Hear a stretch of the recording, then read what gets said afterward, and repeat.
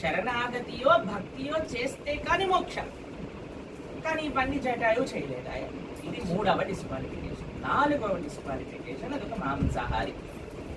ఈ 4 డిస్క్వాలిఫికేషన్స్ ఉన్నా సరే భగవంతుడు ఏం చెప్పాడు, నేను నీకు మోక్షాన్ని ఇచ్చేస్తున్నా అని చెప్పి పంపించేశాడు బయటికి. అంటే ఏ మనిషి ఇది చేయలేడు.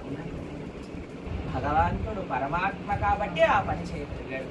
ఈ విషయాన్ని ఇలా ఎన్నో ప్రమాణాలని అతిమానుష స్తవంలో కూరత్తాలు అని చెప్పి నువ్వు మనిషి మనిషి అంటున్నా సరే నువ్వు మనిషివి కాదు, నువ్వు సాక్షాత్తుగా భగవానుడివే అని.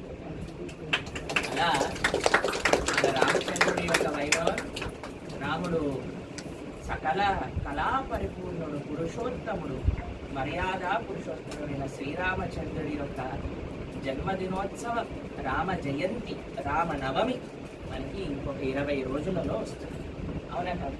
ఇప్పుడు మనం ఏం చేయాలి రామనవమి ఉత్సవాలకి అంటే కనీసం ఈ 10-15 రోజులు ఎంతైతే మన దగ్గర వెళ్ళాయో ఒకసారి రామాయణం వినండి. ఎంతోమంది మహానుభావులు రామాయణం చెప్పారు. మన ఛానల్లోనే సుమారుగా 5 సార్లు మేము రామాయణం చెప్పాను. ఇప్పటికి ఒక్కొక్క యాంగిల్లో చెప్పాను రామాయణం. కాబట్టి ఒక్కసారి రామాయణం వినండి. అంత లోపల రామనవమి ఎప్పుడు వస్తుందో ఆ రాముడి యొక్క ఈరోజు చాలా ఇప్పుడు మేము ఆల్మోస్ట్ రీచ్ అయ్యే టైంకి మేము అనుకున్నాం అనమాట. వాడు ఎవడో ఆ పాస్టర్ వీడియో గురించి మంచి పని చేశాడు.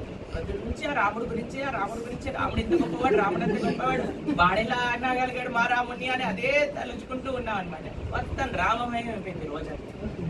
కాబట్టి అలా మనం కానీ ఆ స్వామి యొక్క లీలను తలుచుకొని అదే మళ్ళీ మళ్ళీ మళ్ళీ నెమరు వేసుకుంటూ ఉన్నాం అనుకోండి, ఎంత ఆనందం ఉంటుంది. దేని గురించి మనం ఆలోచిస్తే అలా మనం తయారవుతాం. ఎంత వేరే వాళ్ళ లోపల తప్పుల గురించి మనం ఆలోచిస్తే అంత మనం బాధపడతాం.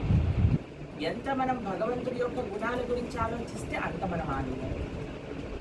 ప్రపంచంలో ఎన్ని దుఃఖాలు ఉన్న వాడికైనా సరే భగవంతుడి యొక్క లీల, భగవంతుడి యొక్క నామం ఉపశమనం కలిగిస్తుంది. దానికి కూడా ప్రమాణం రామాయణం. హనుమ బాధపడ్డా రాముడు తెచ్చుకున్నాడు, సీతమ్మ బాధపడ్డా హనుమ రామకథ చెప్తే సీతమ్మ తల్లి బాధపడింది, రాముడు బాధపడ్డా రాముడు గురించి విన్నా ఆయనకు ఆనందం వస్తుంది. కాబట్టి ఆ భగవన్నామము, ఆ భగవన్నామ సంకీర్తన, భగవద్భక్తుల యొక్క సాంగత్యం ఇది మన జీవితానికి పరిపూర్ణతనిస్తుంది. హరే హరే.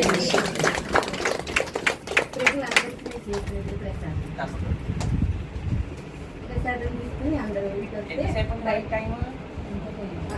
ఒక్క ప్రశ్న తీసుకో. ఒక్క ప్రశ్న, ఎవరైనా ప్రశ్న అంటే అడగండి. ఒక్క ప్రశ్న